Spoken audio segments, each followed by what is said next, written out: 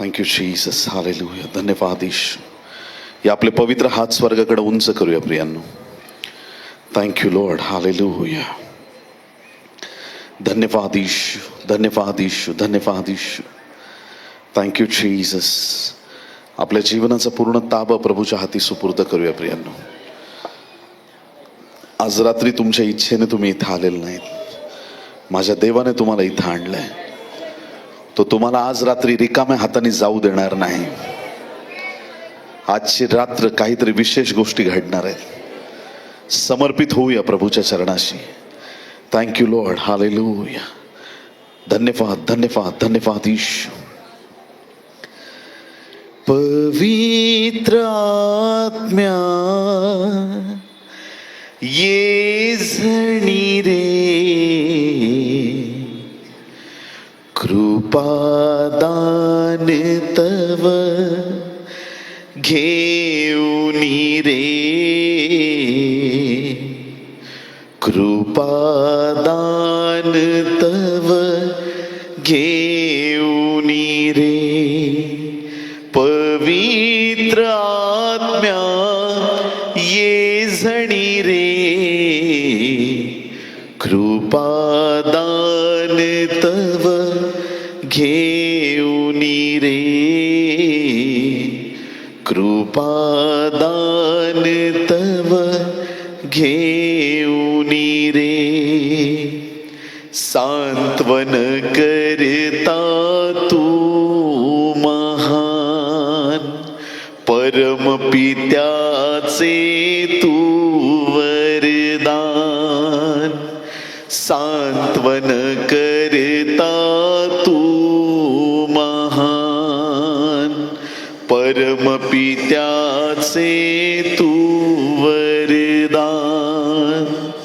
प्रेमाग्नी तू जीवन सरिता, तुझला आमुचा प्रणाम रे. पवित्र आत्म्या ये जणी रे, कृपादान तव घेऊनी रे, कृपादान तव घेऊनी रे. देव पित्याचे गाऊ गुणगान, मृत्युंजय प्रभुला सन्मान. देव पित्याचे गाऊ गुणगान, मृत्युंजय येशूला सन्मान.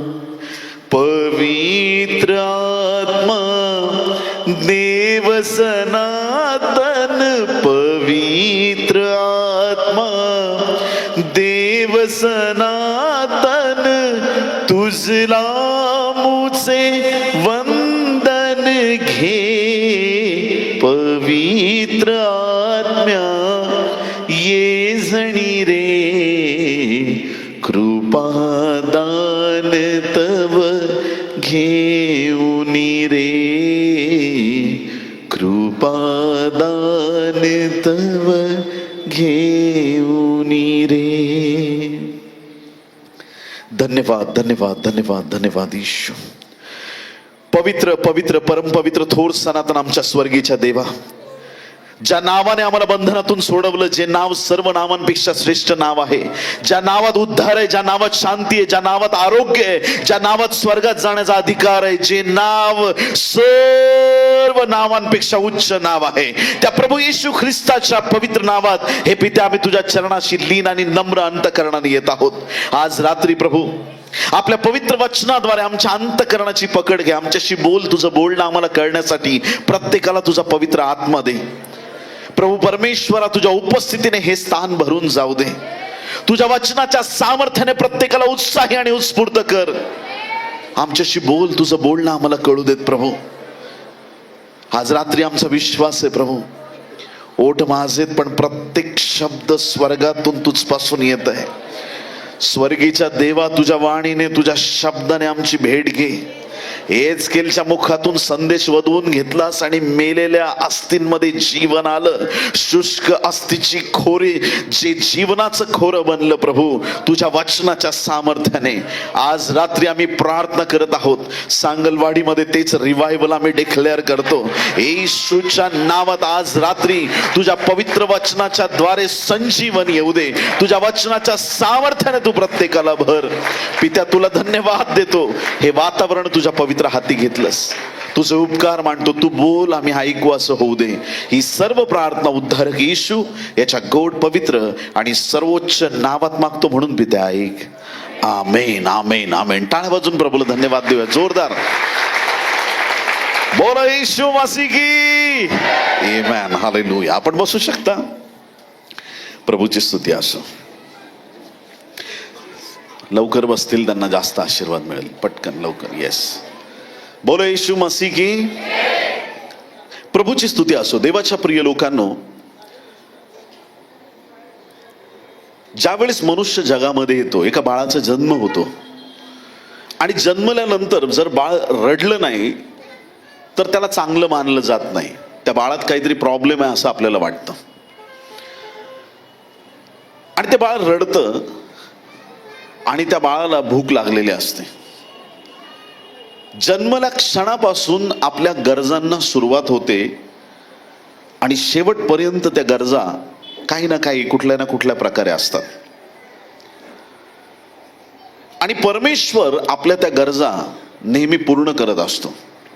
तो आपल्यावर दया करतो, आपल्यावर त्याची कृपा करतो आणि आपल्या प्रार्थनांची परमेश्वर आपल्याला उत्तरं देतो. आणि ती उत्तरं आपल्याला मिळाल्यामुळे आमच्या सगळ्या गरजा स्वर्गातून येशूच्या नावात पूर्ण केल्या जातात. ज्यावेळेस या जगामध्ये मनुष्याला गरजा आहेत हे आपल्याला कळतं, काही लोक गरजांपेक्षा मोठी स्वप्न ठेवतात आणि परमेश्वर त्यांना देखील आशीर्वादित करतो. जसा तुमचा विश्वास आहे तशा गोष्टी तुम्हाला प्राप्त होत असतात. आणि कधी कधी इतक्या गरजा आपल्याला वाटायला लागतात की त्या उधळ्या पुत्रासारखं बापाकडून हिस्सा घेऊन घरापासून दूर निघून जाण्याची सुद्धा काही लोकांची तयारी असते. आणि तो आपला वाटा घेऊन जसा उधळ्या पुत्र तिथून निघून गेला आणि त्याच्या जीवनात कितीतरी मोठं संकट त्याला पाहावं लागलं.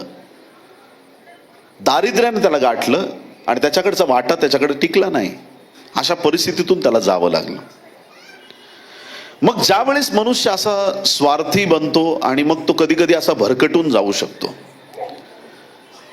आणि आजकाल तर वाट्यासाठी लोक काय करतील, सांगलीचे लोक चांगलेत तसे, मी तुम्हाला काय म्हणत नाहीये, पण असे काही ठिकाणी लोक आहेत की वाटा मिळावा म्हणून कोर्ट कचेरी आणि अख्खं आयुष्य त्याच्यात वाया घालवणारे लोक आहेत जगात. पण आज रात्री देवाचं वचन आपल्यासाठी आहे. स्तोत्र संहिता 142 अध्याय, स्तोत्र 142 आणि 5वं वचन आपल्यासाठी वाचत आहे. हे परमेश्वरा, मी तुला आरोळी मारतो. मी म्हणतो तूच माझा आश्रय आहेस. सगळ्यांनी म्हणा तूच. हे परमेश्वरा तूच. याचा अर्थ काय? च लावल्यावर अर्थ काय होतो? दुसरा कुणीच नाही. आमेन म्हणाल का तुम्ही? हे परमेश्वरा तूच माझा आश्रय आहेस. जिवंताच्या भूमीत तू माझा वाटा आहेस. तुमच्या वाट्याला संपत्ती येऊ ना येऊ, परमेश्वर तुमच्या वाट्याला आलेला आहे. मी म्हटलं देवाचे आशीर्वाद तुमच्या वाट्याला आलेले आहेत. जगात काय प्राप्त हो न हो, तुमच्या वाट्याला येशूचं नाव आलेलं आहे. स्वर्गीचा महान प्रतापी देव तुमच्या वाट्याला आलेला आहे. तुमच्याकडे बघून लोक म्हणतील हा दीन दरिद्री कंगाल आहे, हा भिकारी आहे. ए तुला समजत नाही, मी धनवान आहे कारण माझ्या वाट्याला माझा देव आलेला आहे. स्वर्गाचा पृथ्वीचा निर्माण करता परमेश्वर माझ्या वाट्याला आलेला आहे. हालेलुया. माझा वाटा माझ्यापासून कोणीच काढून घेणार नाही. किती लोक आमेन म्हणतील?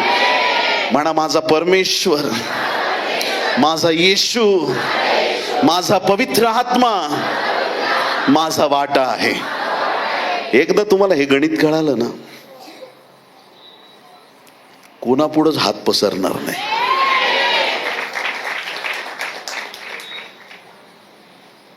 बँकेकडे लोन मागणार नाही, बँक तुमच्याकडे लोन मागायला येईल. गंमत समजू नका. सिंगापूरमध्ये पास्टर आहेत जोसेफ प्रिन्स, काही लोकांनी ऐकलं असेल. त्याला काही कमी पडत नाही. तो व्यक्ती संपन्न, संतुष्ट, आशीर्वादित. जगात आमच्या वाट्याला काही येऊ नये, येशू आमचा वाटा आहे. खूप मोठी गोष्ट आहे. येशू आमचा वाटा आहे.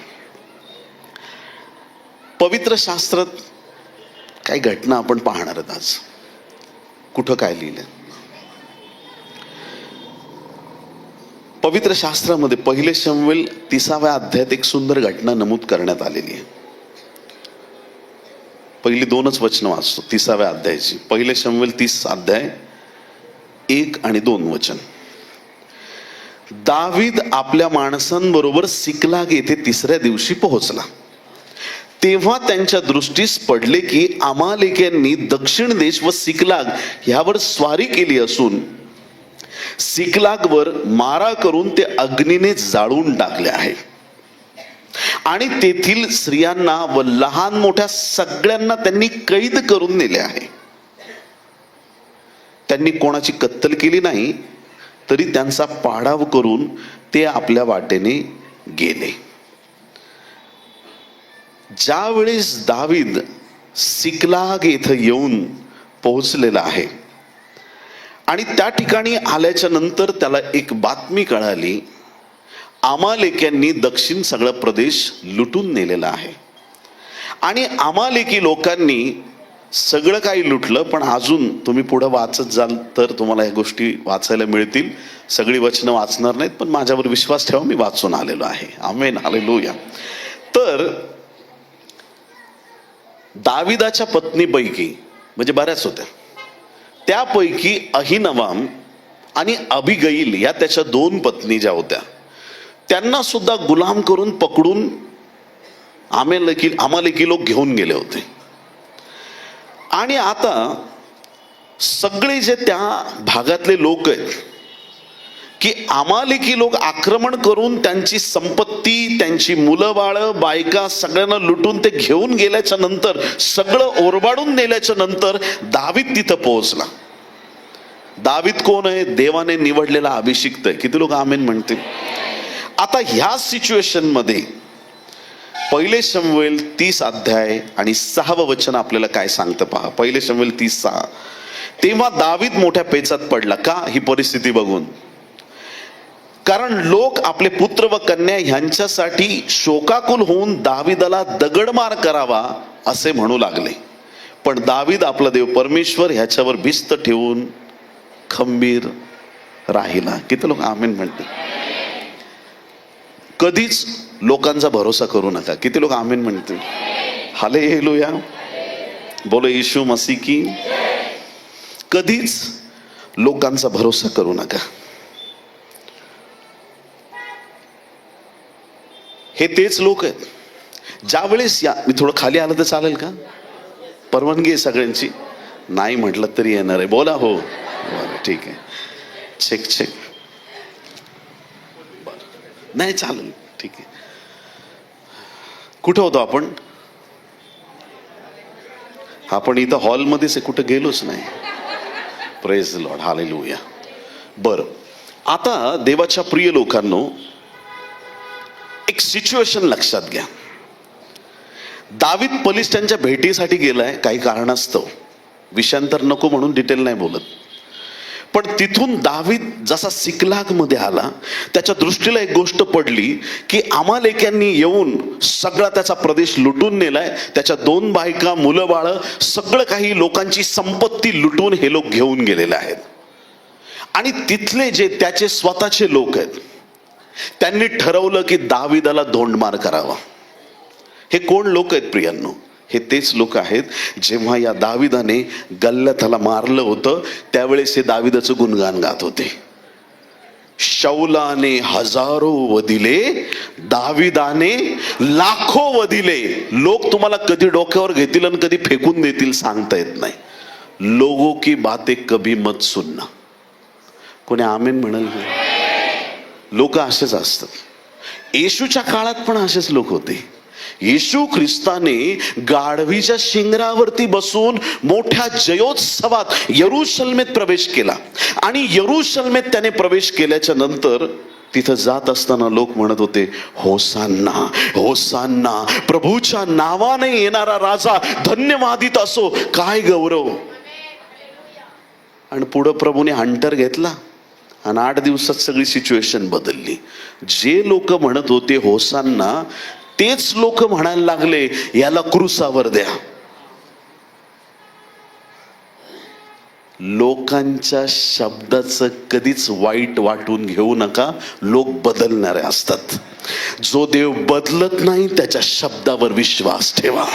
जो देव सार्वकालिक रीतीनं तुमच्यावरती दया करतो, जो परमेश्वर तुमच्यावर कृपा करतो, जो परमेश्वर रोज तुमचा भार वाहतो, त्या देवाच्या नावाची स्तुती असो. एखादं पांगळं लेकरू, आई जसं त्या लेकराला सांभाळते, जग त्या लेकराला टाकून निघून जातं, पण ते आई बाप त्या लेकराची काळजी घेतात. तसा आमचा देव रोज आमचा भार वाहतो. तो आम्हाला कधी सोडत नाही, तो आमचा त्याग करत नाही. त्याची दया रोज आमच्यावरती नवी होते. लोक दाविदाला धोंडमार करायला तयार आहेत, पण दावीद घाबरला नाही. त्याला माहित आहे की माझा परमेश्वर मला यश देणारा देव आहे. वैऱ्याने त्याचं काम केलंय, आता माझ्या देवाच्या कामाची वेळ आलेली आहे. तुम्ही ऐकलं मी काय म्हंटलो? सैतानाने जे करायचंय, वैऱ्याने जे करायचंय ते करून झालंय. आता माझ्या देवाच्या कामाची वेळ आलेली आहे. मी आता त्या दाविदाच्या गोष्टीबद्दल नाही बोलत आहे, मी तुमच्याशी बोलत आहे. जे काही झालं ते झालं. आज माझ्या देवाच्या गौरवाची वेळ आलेली आहे. आज रात्री माझा देव तुमच्या जीवनात काहीतरी विशेष काम करणार आहे. वैरी तुमच्यापासून पळून जातील. तुमचं जीवन प्रभू आशीर्वादित करत आहे. दावीद म्हटलंय एकाला, एफोद घेऊन ये माझ्याकडे, वस्त्र ते. आणि त्यांनी प्रार्थना केली, देवा अमालेक्यांचं काय करू? देव म्हटलं उठ आणि कर स्वारी. दाविदाने काही लोक आपल्या बरोबर घेतले. ही सिच्युएशन समजा, त्याच्याशिवाय तुम्हाला आजचा संदेश नाही कळणार. तुम्हाला प्रत्येक शब्दाकडे लक्ष द्यावं लागणार आहे. अमालेकी लोकांबरोबर लढायला जायचं. त्याची जी काय फौज होती दाविदाची ती त्याने घेतली. आता दावीद एक अनस्टॉपेबल वॉरियर आहे. थांबतच नाही, नुसते युद्धच चालू होते त्याच्या लाईफमध्ये. आता त्याची जी टीम आहे दाविदाची योद्ध्यांची, त्यातले 200 लोक थकले होते. किती लोक? मग त्यांनी काय केलं की एका ठिकाणी आले आणि त्यांची जी सामग्री होती, ज्यावेळेस योद्धे युद्धावरती जातात, समजा युद्ध 10 दिवस चाललं, मग बिना अन्न पाण्याचं जातील का युद्धावरती? नाही. मग ते आपली सामग्री बरोबर घेऊन जायची अशी रीत होती सगळ्याच जगामध्ये. यांची पण सामग्री होती. त्यांनी ती सगळी सामग्री एका ठिकाणी ठेवली, कारण की गहू तांदूळ उचलून तर लढाईला जाणार नाही. तुम्हाला पटतंय का नाही पटत आहे? तुम्ही प्रत्येक संदेशाकडे असंच रागाने बघता का सगळं? बरं, प्रभू तुम्हाला आशीर्वादित करू. तर ना काय झालं, सामग्री ठेवली आणि मग ते अशी सोडून जाता येत नाही, दुसरे येऊन कोणी लुटतील. ते थकलेले किती लोक होते? हा, तुमचं लक्ष आहे. प्रभू तुम्हाला आशीर्वादित. तुम्ही इकडेच थांबा, तुम्ही नाही यायचं युद्धावर, तुम्ही देखरेख करा, आम्ही जातो लढतो. बाकीचे जे लोक बिनधास्त आहेत, ज्यांना थकवा नाही आलाय, काही लोक असतात कधीच थकत नाहीत. किती लोक आमेन म्हणतील? हालेलुया. कंटिन्यू कंटिन्यू कंटिन्यू देवासाठी धावत राहतात. तो अनॉइंटिंग आहे काही लोकांवरती. ते बाकीचे थकलेले ते थांबले बिचारे आणि त्यांनी त्या सामानाचं रक्षण केलं. पुढे हे लोक जेव्हा त्या ठिकाणी पोहोचले जिथं अमालेकी लोक होते, आता अमालेकी लोक काय करत होते की ते मौज मजा त्यांची चालली होती. सगळं लुटून आणलंय आणि सगळा पलिष्ठांचा प्रदेश पण लुटला होता, सिकलाग वगैरे हा सगळा भाग जो आहे तो लुटला होता आणि त्यांचं एन्जॉयमेंट चालू आहे सगळं. त्या दिवशी देवाच्या प्रिय लोकांनो दाविदाने आक्रमण केलं आणि असा वैऱ्याला मार दिला, जेवढं नेलं होतं ते सगळं रिटर्न आणलं. तुमच्या जीवनातलं सैतानाने जे हिरावून घेतलं होतं आज रात्री ते परत तुमच्याकडे येतंय.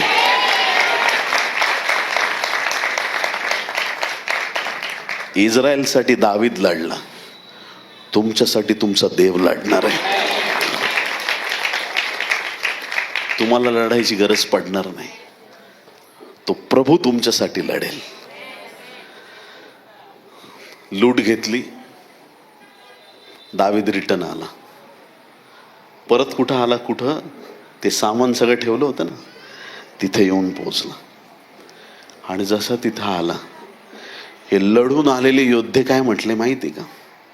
आपण जेवढी लूट आणलेली आहे त्याच्यातली एक फुटकी कवडी पण काहीच हे इथं बसणाऱ्यांना मिळणार नाही. युद्ध आम्ही लढलोय, पारितोषिक काम तुम्ही केलंय, पगार दुसऱ्याला दिला तर चालेल का? हॅलो, चालेल का? ज्याने काम केलंय, परिश्रम केलेत, युद्ध लढून आलंय, लूट कोणाला मिळायला पाहिजे? त्यांना भाग मिळायला पाहिजे, हिस्सा.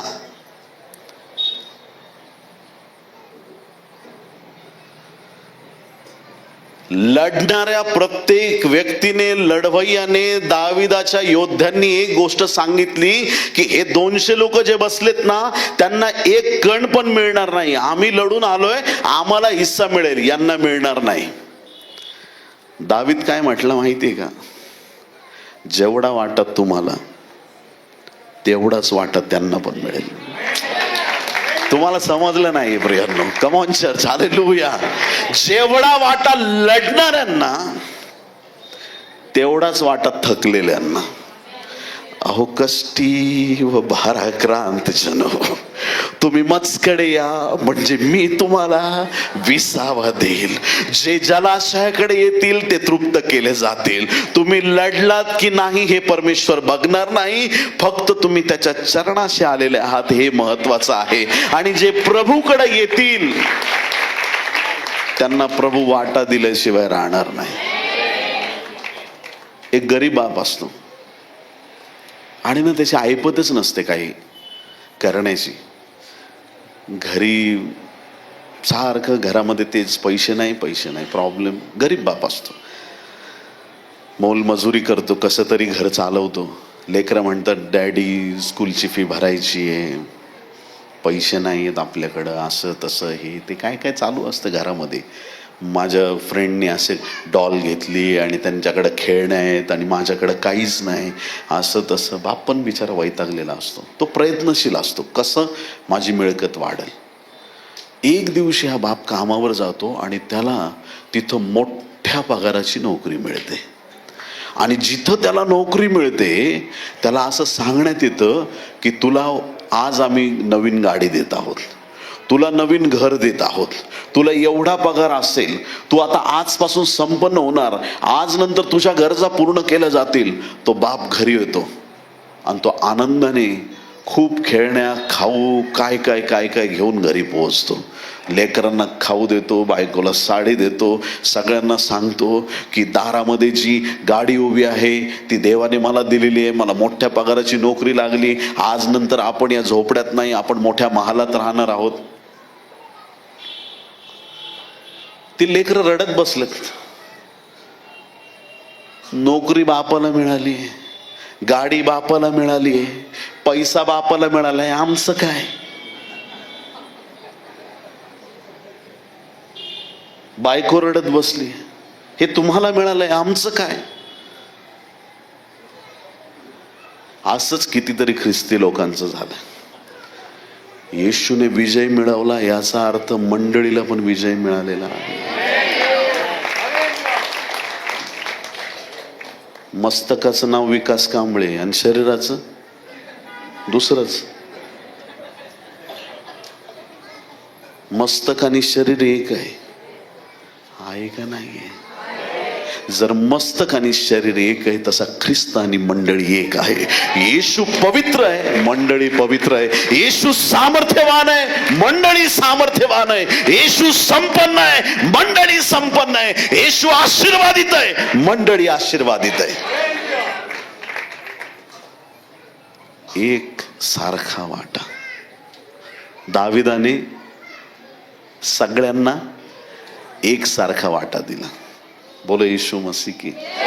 कुठलाच पक्षपात केला नाही. लढणाऱ्यांना जो वाटा, बसणाऱ्यांना पण तोच वाटा. कारण त्यांनी बसले तरी त्यांनी सगळ्या गोष्टीचं रक्षण केलेलं आहे. किती लोक आमीन म्हणतील? हालेलुया. मला तुमच्यावर थोडी दया आलेली आहे. काही लोक कॅमेऱ्यावाल्यांमुळे असं असं करतात, मी वर उभा राहतो.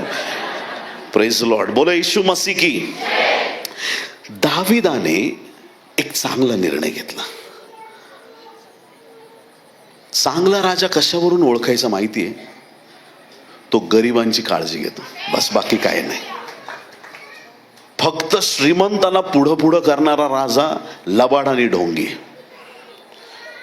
जो राजा गोरगरिबांची काळजी घेऊ शकतो तो राजा खरा आणि चांगला राजा आहे. दाविदाचं मन तसं होतं.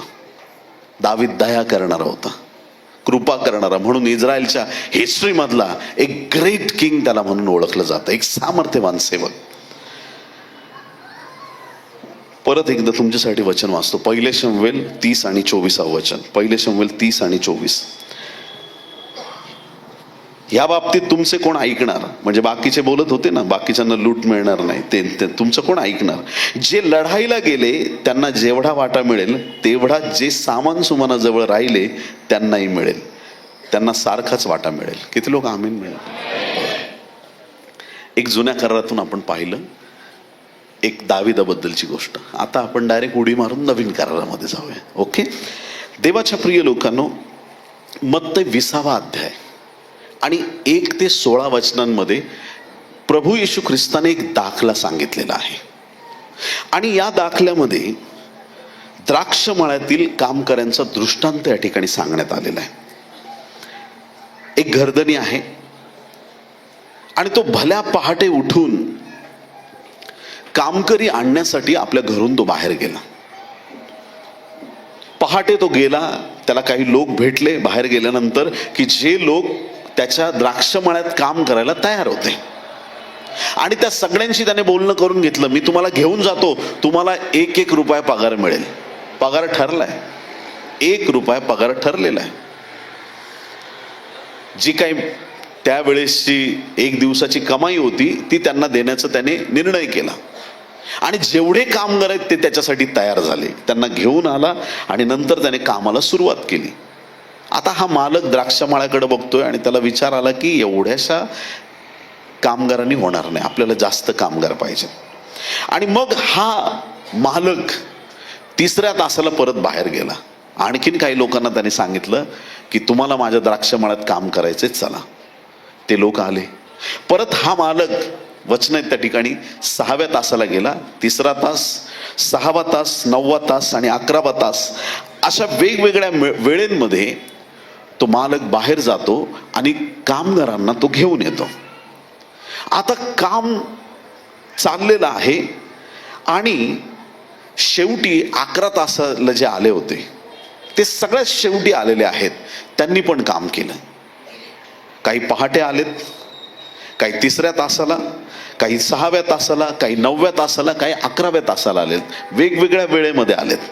सकाळी आले, थोडं दुपारी आले, ऊन डोक्यावर आले, आल्यानंतर आले, एकदम संध्याकाळ व्हायच्या वेळेस आले. अशा वेगवेगळ्या वेळेमध्ये लोक आले. आणि मग ज्या वेळेस त्या दिवसाचं काम संपलं त्यावेळेस मालकाने त्यांना पगार देण्यासाठी बोलवलं. आणि मालक आता त्यांचा पगार घेऊन तयार आहे आणि मालक आता त्यांना त्यांचा पगार देण्यासाठी उत्सुक आहे. जे सगळ्यात शेवटी आले होते त्यांना सगळ्यात पहिलं बोलवलं. किती लोक आमीन म्हणतील? हालेलुया. आणि जे सगळ्यात शेवटी 11व्या तासाला आले होते, मालकाने त्या सगळ्यांच्या हातात 1 रुपया दिला. सगळे आनंदी झाले. एवढाच वेळ काम केलं, आणि अख्ख्या दिवसाची कमाई आपल्याला भेटली. हालेलुया. योग्यता से बढ़ के दिया. हालेलुया. अपनी दया से तूने मुझे. हालेलुया. दिवसभर काम नाही केलं मी, थोडाच वेळ काम केलंय. काय मालक आहे दिलदार. त्यांना एवढा आनंद झाला असेल की त्यांना ती मिळकत मिळाली, त्यांना खूप आनंद झाला. हे शेवटी आलेले आणि मोठं वेतन घेणारे कोण आहेत माहिती का?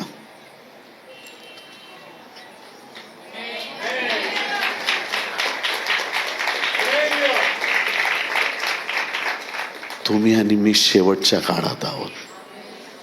हालेलुया. या शेवटच्या काळातली ही जनरेशन आहे.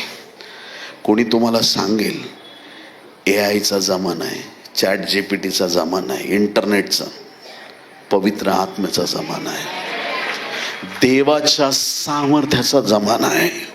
या शेवटच्या काळामध्ये मंडळी प्रभावी होत जाईल प्रियांनो, आणि मंडळीचा इम्पॅक्ट पूर्ण जगावरती पडणार आहे. मंडळीकडे पाहून लोक आदर्श घेतील आणि मंडळी देवाच्या सामर्थ्यात उभं राहील, असं परमेश्वराने नियोजन केलेलं आहे.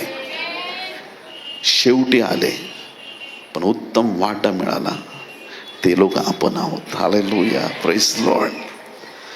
मग 9व्या तासावर आले, त्यांना पण 1 रुपया. 6व्या तासावर आले, त्यांना पण 1 रुपया. 3ऱ्या तासावर आले, त्यांना 1